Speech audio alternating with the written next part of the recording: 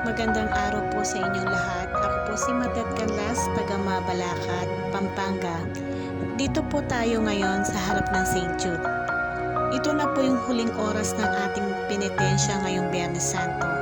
Habang namimigay po ako ng itlog, simbolo po ito ng bagong buhay at pag-asa. Alam niyo po, noong nakaraang taon din sa araw na ito, nasa ICU po ang aking tatay. Doon po mismo nagsimula ang lahat. Dahil sa sobrang pagmamahal at dasal para sa lolo nila, ang aking dalawang anak ay nagpanata at nagsimulang magpenitensya. Ginawa nila ito para humiling ng himala at kalakasan para sa kanilang lolo.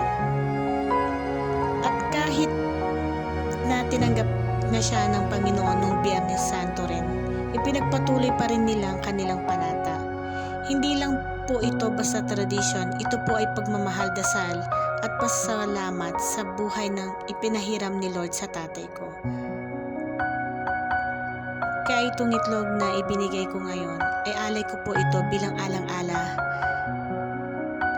sa kanya at patunay na buhay pa rin ang pananampalataya na nagsimula noong siya ay may sakit pa. Sa lahat po na nagpenitensya, alam ko pong mahirap at masakit, pero alam ko rin naririnig ng Diyos ang bawat hiling natin.